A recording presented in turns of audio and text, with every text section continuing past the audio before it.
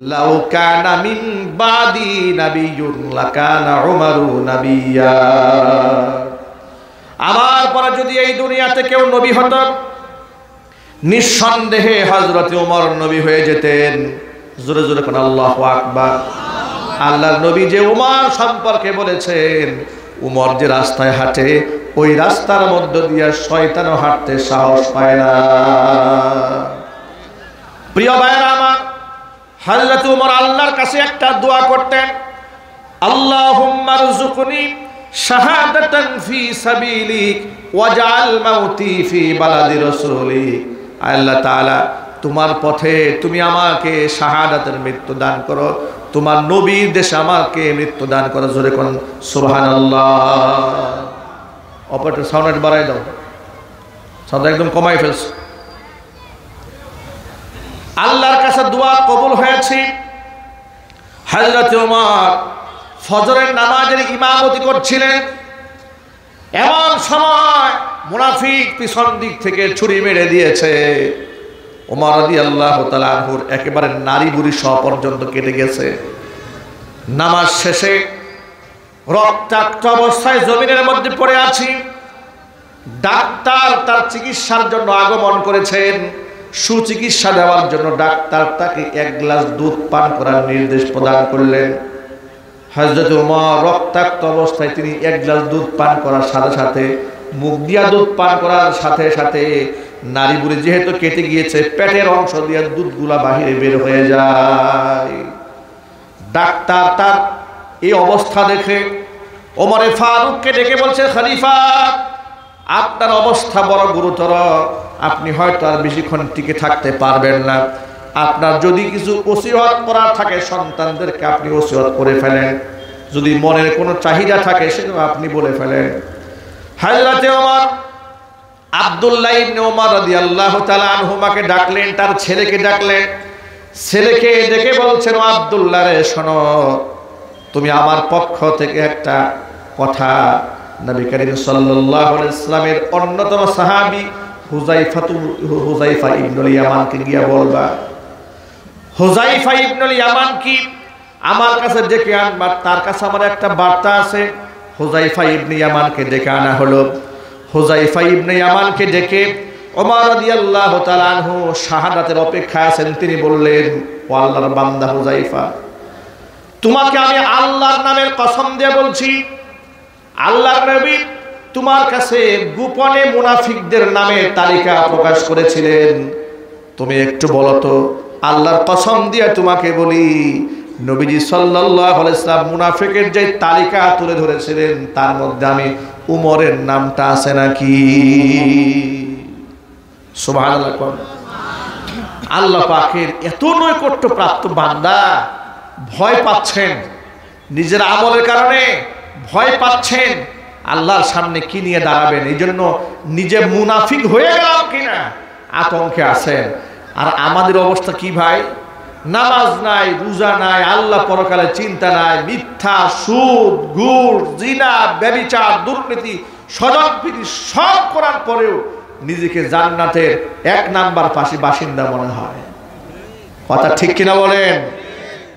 আল্লাহ আমাদের ঈমানকে হেফাজত করেন, জোরে করেন আমিন।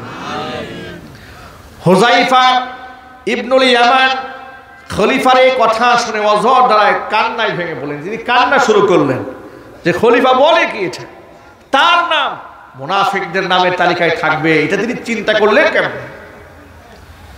তিনি কান্না করতেছিলেন। ওমর রাদিয়াল্লাহু তাআলা আনহু তাকে কসম করে আবার বললেন, আল্লাহর নামে কসম দিয়ে বলছে, তুমি একটু আমাকে বলো, তোমার কাছে তো গোপনে মুনাফিকদের নামের তালিকা নবীজি দিয়েছিলেন, ওই তালিকার মধ্যে আমি উমরের নামটা আছে নাকি? তিনি বললেন, খলিফা, আল্লাহর কসম করে বলছি, আপনার নাম মুনাফিকদের নামের তালিকায় নবীজি লেখেন নাই। চিৎকার দেখুন সুবহানাল্লাহ, আর চিল্লাকেন আল্লাহু আকবার।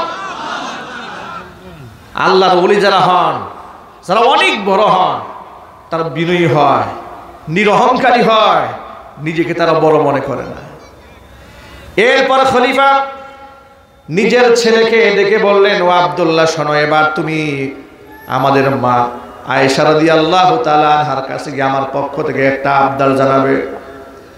সেটা হলো আমার শাহাদাতের পরে আমার খুব পরম ইচ্ছা আমার দুই বন্ধু নবী করিম সাল্লাল্লাহু আলাইহি সাল্লাম এবং হযরত আবু বকর সিদ্দিক যেখানে শুয়ে আছেন তার পাশে আমাকে একটুখানি জায়গা দেওয়ার জন্য। কিন্তু যেহেতু আয়েশার ঘর, মা আয়েশার পারমিশন লাগবে। তবে বলার সময় কথা বলবে না মিন খলিফাতিল মুসলিমিন মিন আমিরিল মুমিনিন, এই ধরনের শব্দ না বলে বলবা মিন উমর ইবনুল খাত্তাব, উমর ইবনুল খাত্তাবের পক্ষ থেকে আপনার কাছে আবেদন পাঠানো হয়েছে। কারণ আমিরুল মুমিনিন বললে যিনি আমিরুল মুমিনিন হন তার হুকুম মান্য করা সাধারণ মানুষের জন্য ফরজ হয়ে যায়, ঠিক কিনা বলেন? তিনি গিয়ে মা আয়েশার কাছে আবদার পেশ করলেন। মা আয়েশা রাদিয়াল্লাহু তাআলা আনহা খলিফার এই অবস্থা শুনে অজর ধারায় কান্না করতেছিল আর বললেন, এই জায়গাটা আমি আমার নিজের জন্য বাছাই করে রেখে দিয়েছিলাম, কিন্তু উমরের আবদারে এই জায়গাটা আমি উমরের জন্য ছেড়ে দিলাম। আবদার ছেড়ে দিলেন মা আয়েশা। এরপরে খলিফাতুল মুসলিমিন হযরত ওমর ছেলেকে ডেকে বলছেন, ও ছেলে, আমি যেহেতু এখনো বেঁচে আছি এই জন্য মা আয়েশা হয়তো আমাকে সান্ত্বনা দেওয়ার জন্য মনের মধ্যে ইচ্ছা না থাকা সত্ত্বেও তিনি রাজি হয়ে যেতে পারেন, কিন্তু আমি যখন শহীদ হয়ে যাব আমার লাশটা তার বাড়ির সামনে নিয়ে তার কাছ থেকে শেষবারের মতো আরেকবার অনুমতি চাইবা। তিনি যদি সুযোগ করে দেন তাহলে দাফন করবা, আর তিনি যদি সুযোগ না দেন সাধারণ মানুষের পাবলিক গুরুস্থানে আমাকে তোমরা দাফন করে দিবা। আল্লাহু আকবার বলেন। খলিফা পেটের মধ্যে তো পেটটা চিরে গেছে না, টুকরা হয়ে গেছে, নাড়ি বুড়ি বের হয়ে গেছে, তিনি জমিনের মধ্যে মাথা দিয়ে শুয়ে আছেন। আয়ুনিন নাসি কাবীরা, কত সুন্দর অর্থ। হে আল্লাহ, তুমি আমার নিজের দৃষ্টিতে নিজেকে ছোট বানায় দাও, মানুষের দৃষ্টিতে আল্লাহ তুমি আমারে বড় বানিয়ে দাও। কি সুন্দর দোয়া আল্লাহর হাবিব আমাদের শিখিয়েছেন। আল্লাহুম্মা জাআলনি ফি আইনি সগীরা, আল্লাহ তুমি আমাকে আমার দৃষ্টিতে ছোট বানাও, মানুষের দৃষ্টিতে বড় বানাও। চিৎকার দেখুন সুবহানাল্লাহ।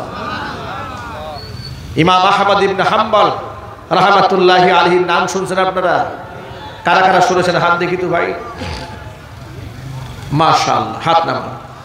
ইমাম আহমদ ইবনে হাম্বল রাহিমাহুল্লাহ জান্নাতুল ফিরদাউসের সুউচ্চ মাকাম দান করেন। একটু জোরে করে আমিন। আল্লাহর এই ওলি এত বড় ফকিহ, এত বড় মুফতি, এত বড় মুহাদ্দিস, মুসনাদে আহমদ রচনা করেছেন।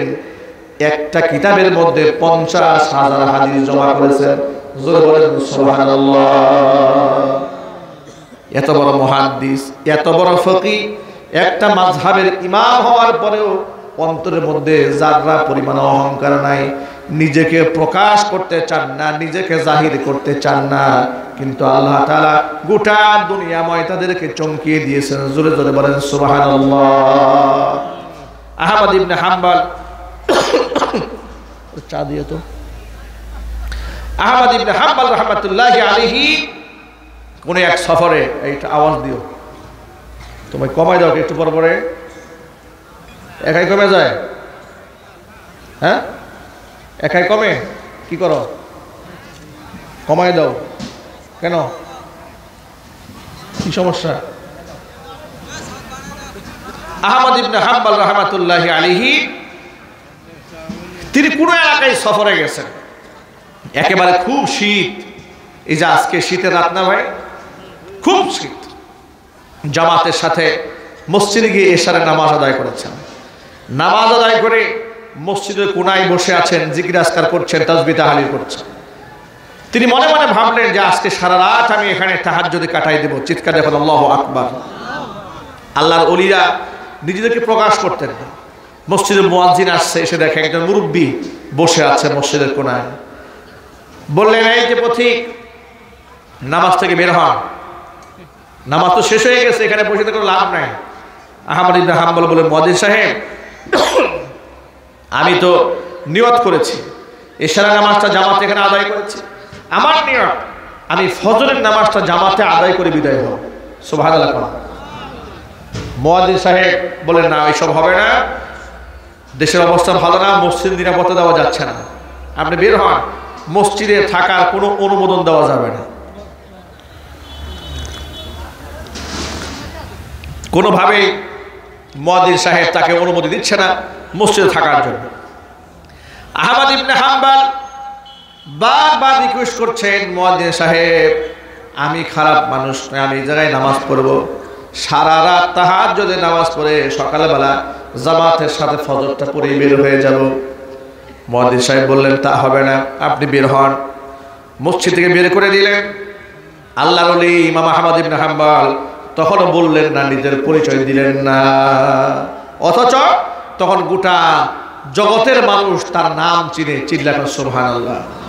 তখন তার ফেসবুক ছিল না যে ফেসবুকে সবাইকে চিনবে, এমন তো ছিল না, বিরাট বড় মুহাদ্দিস। মসজিদ থেকে বের হয়ে আল্লাহর ওলি কি করে এখানে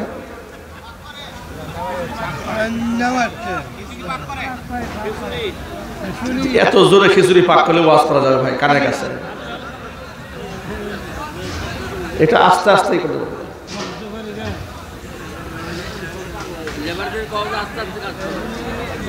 আহমদ ইবনে হাম্বল রাহমাতুল্লাহ আলাইহি মসজিদ থেকে বের হলেন। এত শীত, প্রচন্ড শীত হওয়ার কারণে সামনে একটু বাজারের দিকে এগোলেন। গিয়ে দেখতে পেলেন বাজারে একটা রুটির দোকানদার তাওয়ার মধ্যে রুটি সেকতেছে, রুটি গরম দিচ্ছে, ইয়াং একটা দোকানদার। দোকানদারকে দেখে আহমদ ইবনে হাম্বল রাহমাতুল্লাহ আলাইহি বলেন, ও দোকানদার, আল্লাহর বান্দা, আমি যদি তোমার তাওয়ার পাশে বসে একটুখানি আগুনের তাপ গ্রহণ করি তোমার কোনো অসুবিধা হবে? যুবক বলে, মোটে অসুবিধা হবে না, নিশ্চয়ই আপনি আগুনের তাপ নেন, কোনো অসুবিধা নাই তো। আপনি রাতের বেলায় আমার পাশে বসে থাকলে তো আমার একজন সঙ্গ দেওয়া হলো, একজন সঙ্গী পেলাম। আহমদ ইবনে হাম্বল পাশে বসে থাকলেন, বসে যুবকের দিকে তাকায় আছে। যুবক এক আজীব যুবক, তাওয়ার মধ্যে রুটি দিচ্ছে, বলছে আস্তাগফিরুল্লাহ, আবার তাওয়া থেকে উঠাচ্ছেন, যুবক বলছে আস্তাগফিরুল্লাহ। কাস্টমার কাছে বিক্রি করছে, বলছে আস্তাগফিরুল্লাহ। কাস্টমার কাছে টাকা নিচ্ছে, বলছে আস্তাগফিরুল্লাহ। সুবহানাল্লাহ বলেন। কথায় কথায় ইস্তিগফার করছে। আহমদ ইবনে হাম্বল বসে বসে যুবকের কাণ্ড দেখে হতবাক হয়ে গেল। এই কি আজীব দোকানদার, কি আজীব দোকানদার, কথায় কথায় ইস্তিগফার পাঠ করে। যুবক অবাক বিস্ময়ে মুসাফিরের দিকে তাকিয়ে আছে। ইমাম আহমদ ইবনে হাম্বল তার দিকে তাকিয়ে আছে। আহমদ ইবনে হাম্বল নিজের পরিচয় লুকিয়ে রেখেছেন। যুবককে ডাক দিয়ে বলে, আল্লাহর বান্দা, কথায় কথায় আস্তাগফিরুল্লাহ আস্তাগফিরুল্লাহ তুমি কেন পাঠ করো? যুবক বলে, প্রতীক শোনা, আস্তাগফিরুল্লাহ আস্তাগফিরুল্লাহ আমার জবানে প্রতিনিয়ত চালু করার কারণে আল্লাহ তাআলা আমাকে এত উচ্চ মাকাম দান করেছেন। আল্লাহ আমাকে মুস্তাজাব ও দাওয়া বানিয়ে দিয়েছেন। তুমি আমাকে ছোট্ট একটা দোকানদার মনে করতে পারো, কিন্তু আমার জবানের অনেক দাম আছে। এই জবান দিয়া আল্লাহর কাছে আমি যা চাই সাথে সাথে আল্লাহ পাক তা কবুল করে নেন। আল্লাহর ওলি ইমাম আহমদ ইবনে হাম্বল বড় অবাক হয়ে গেলেন। একটা দোকানদার, যেখানে দোকানদারেরা মিথ্যা কথা বলেন, মানুষকে ওজনে কম দেন, খাদ্যে ভেজাল দেন, 2 নাম্বার জিনিসকে 1 নাম্বার জিনিস বলে বিক্রি করে, কথা ঠিক কিনা বলেন? কাস্টমারকে ধোকা দেয় না ব্যবসায়ীরা? বেশিরভাগ ব্যবসায়ীরাই ধোকা দেয়। এই জন্য নবী করিম সাল্লাল্লাহু আলাইহি ওয়াসাল্লাম বলেছেন, ইউহশারুত তুজ্জারু ফুজ্জারান ইয়াউমাল কিয়ামা, কিয়ামতের দিন ব্যবসায়ীদেরকে পাপিষ্ঠদের কাতারে দাঁড় করানো হবে। ইল্লা মানিত্তাকা ওয়া সাদ্দাকা, তবে যে ব্যবসায়ীরা সত্য কথা বলেছে, তাকওয়া অবলম্বন করেছে, তাদের কথা ভিন্ন, তাদের বিরাট মর্যাদা। কত মর্যাদা? আত-তাজিরুস সাদুকুল আমিন মা'আন নাবিয়্যিন ওয়াস সিদ্দিকিন ওয়াস শুহাদা। কিয়ামতের দিন আমানতদার, ন্যায় নিষ্ঠাবান, সত্যবাদী ব্যবসায়ীর হাসর হবে নবীদের সাথে। চিৎকার দেন সুবহানাল্লাহ। শহীদদের সাথে আল্লাহ তাআলা সত্যবাদী, আমানতদার ব্যবসায়ীদের হাসর নসিব করায় দেবেন। আল্লাহ তাআলা আমার ব্যবসায়ী ভাইদেরকে সততার সাথে ব্যবসা বাণিজ্য পরিচালনা করার তৌফিক দান করুন। যুবকের এই বিস্ময়কর আমল দেখে আহমদ ইবনে হাম্বল বড় অবাক হয়ে গেলেন। যুবক বলে অপথিক, তবে আমার মনের একটা কষ্ট আছে। আহমদ ইবনে হাম্বল বলছেন, কিসের কষ্ট? যে আমার আল্লাহ আমার সকল দোয়া কবুল করে নিয়েছেন, কিন্তু একটা দোয়া কেন যেন এখনো পর্যন্ত আল্লাহ কবুল করেন নাই। আহমদ ইবনে হাম্বল জিজ্ঞেস করেন, কোন দোয়া কবুল হয় নাই? যুবক বলল, আমি আল্লাহর কাছে দোয়া করেছিলাম, রব্বুল আলামিন এই জগতের শ্রেষ্ঠ মুহাদ্দিস, শ্রেষ্ঠতম ফকিহ, শ্রেষ্ঠতম আলেম ইমাম আহমদ ইবনে হাম্বলকে যেন জীবনে একটা বারের জন্য আমি দেখতে পারি, আর যেদিন আমি তার সাক্ষাৎ পাবো আমি তার কপাল ধরে একখানা চুমা খাবো। এই দোয়াটা আল্লাহ কবুল করেন না, এছাড়া সব দোয়া কবুল হয়েছে। ইমাম আহমদ ইবনে হাম্বল সব শুনে এখন আর নিজেকে লুকিয়ে রাখতে পারলেন না, যুবকের কাছে পরিচয় ব্যক্ত করলেন। ও যুবক, আল্লাহ তোমার এই দোয়া বিফলে দেন নাই। আল্লাহর কাছে তুমি যেই দোয়া করেছিলে, যে জগতের শ্রেষ্ঠতম মুহাদ্দিস ফকিহ ইমাম আহমদ ইবনে হাম্বলের তুমি সাক্ষাৎ চাও, আল্লাহর কাছে দোয়া এমন ভাবে কবুল হয়েছে, স্বয়ং আল্লাহ পাক ইমাম আহমদ ইবনে হাম্বলকে তোমার রুটির দোকানে পাঠিয়ে দিয়েছে। যুবক আহমদ ইবনে হাম্বলের সাথে মুআনাকা করলেন, আহমদ ইবনে হাম্বলের কপাল ধরে চুম্বন করলেন। জোরে কোন আল্লাহু আকবার। ভাইরা, আল্লাহর ওলিরা এভাবে নিজেকে আড়াল রাখতে পছন্দ করতেন। আমি আমার সকল ভাইদেরকে বলছি, ভাইরা আমাদেরকে নিরহংকার হয়ে যেতে হবে, কারণ আমরা আল্লাহ পাকের গোলাম। আমরা কার গোলাম? কোরআন মাজিদের সূরা ফুরকানে আল্লাহ বলছেন, ওয়াইবাদুর রাহমানিল্লাযীনা ইয়ামশুনা আলাল আরদি হাওনা। দয়াময় আল্লাহ পাকের বান্দা যারা জমিনের মধ্যে যখন তারা চলে, ইয়ামশুনা আলাল আরদি হাওনা, অত্যন্ত বিনয়ের সাথে যারা চলে। ওয়া ইযা খাতাবাহুমুল জাহিলুনা, মূর্খরা যখন তর্কের খাতিরে তাদেরকে সম্বোধন করে বাজে কোনো কথা বলে, তখন তারা বিতর্কে জড়িয়ে পরিবেশ নষ্ট করে না।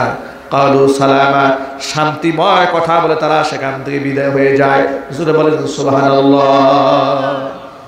আমার সামনে যে সমস্ত ভাইরা বসে আছেন, পর্দার অন্তরে মা এবং বোনেরা বসে আছেন, কসম আল্লাহ, নিজেকে কখনো বড় মনে করবেন না, সব সময় নিজেকে ছোট মনে করবেন। মান তাওয়াদা লিল্লাহি রাফাহুল্লাহ, যে ব্যক্তি আল্লাহর জন্য বিনয়াবনত চিত্ত হয়, আল্লাহ পাক ওই বান্দাকে উপরে উঠায় দেয়। নিজেকে যে বড় মনে করে, আল্লাহ পাক তাকে লাঞ্ছিত অপমানিত করেন, আর যে ব্যক্তি বিনয় হয়, আল্লাহ পাক তাকে বড় বানায় দেন। সুতরাং আমার সামনে যারা বসে আছেন, আমরা সকলে আল্লাহ পাকের গোলাম। কার গোলাম ভাই? জুড়ে বলেন তো ভাই। তো গোলাম যারা, তাদের কি অহংকার করার কোনো সুযোগ আছে? কিন্তু এই অহংকার তো আমাদেরকে পেয়ে বসেছে। অহংকার আমাদের এমনভাবে পেয়ে বসেছে যা আমরা নিজেকে শ্রেষ্ঠ মনে করি, অন্যকে আমরা জাহান্নামী নিকৃষ্ট মনে করি। এই মনোভাব থেকে বের হয়ে আসতে হবে। আল্লাহ যেন আমাদের তৌফিক দান করেন। একটু জোর আওয়াজ করেন আল্লাহুম্মা আমিন। 2, 4, 5 দিন তাহাজ্জুদের নামাজ পড়ে নিজেকে আল্লাহর ওলি মনে মনে ফিল করার কোনো দরকার নাই। নতুন নতুন 5 ওয়াক্ত নামাজি হয়েছেন, আর বেনামাজি যারা আছে সবগুলাকে জাহান্নামী মনে করছেন, কোনো প্রয়োজন নাই এগুলো ভাবার। হাজারো নামাজ পড়ে, হাজারো রুকু করে, হাজারো সেজদা দিয়া সব সময় রবের সামনে এরকম ভয় রাখতে হবে যে আমার চেয়ে খারাপ মানুষ এই পৃথিবীতে আর নাই। ওমরে ফারুক রাদিয়াল্লাহু তাআলা আনহু বলেছেন, এমন কোন ঘোষণা যদি আসে পৃথিবীর সবগুলা মানুষ জাহান্নামে যাবে, একটি মানুষ জান্নাতে যাবে, আমি আল্লাহর রহমত এত আশা করি, আমার মনে চাবে তখন আমি মনে করব সব মানুষ জাহান্নামে গেলে আল্লাহর রহমতে আমি ওমর জান্নাতে যাব। আবার যদি এমন কোন ঘোষণা আসে পৃথিবীর সব মানুষ জান্নাতে যাবে, একজন ব্যক্তি জাহান্নামে যাবে, আমি আল্লাহর শাস্তিকে এতটা ভয় করি, আমার ভয় হয় সমস্ত মানুষ জান্নাতি হলেও ওই জাহান্নামী লোকটা নাকি আমি ওমর হয়ে যাই। এই জন্য হুজুর বলেছেন, আল ঈমান বাইনাল খাউফি ওয়ার রাজাই, ঈমান হচ্ছে ভয় এবং আশা মধ্যবর্তী অবস্থার নাম। নিজেকে মনে করতে হবে যে আমি গুনাহগার, আল্লাহ আমাকে ছাড়বে না, আমাকে যদি হিসাব নেওয়া শুরু হয়, আবার আল্লাহর রহমত থেকে বঞ্চিত হওয়া যাবে না। আমি নিশ্চিত আমার আল্লাহ আমাকে দয়া করে ইনশাআল্লাহ অবশ্যই জান্নাত দেবেন। ঠিক কিনা ভাই? আমরা আমল দিয়া কেউ জান্নাতে যেতে পারবো না। নামাজ দিয়ে, রোজা দিয়ে, হজ দিয়ে, যাকাত দিয়ে বেহেশতে যেতে পারবো না, বেহেশত কিনতেও পারবো না। তবে আমল দিয়ে আল্লাহর দয়া কিনতে পারবো ইনশাআল্লাহ। ঠিক কিনা ভাই? আল্লাহর দয়া ছাড়া জান্নাতে যাওয়া যাবে? সুতরাং আজকের পর থেকে যত ভাইরা এখানে এসছেন সকল ভাইদের প্রতি উদাত্ত আহ্বান জানায়, আল্লাহর গোলামি আর আল্লাহর সামনে বিনয়াবরত চিত্ত হওয়ার সবচাইতে বড় মাধ্যম হচ্ছে নামাজ। এই নামাজ নিয়ে বান্দাদের কোনো অবহেলা চলবে না। আজকে বাংলাদেশে যে চিত্র দাঁড়িয়েছে আপনি দেখেন, স্বৈরাচারের পতন হলো, পতন হওয়া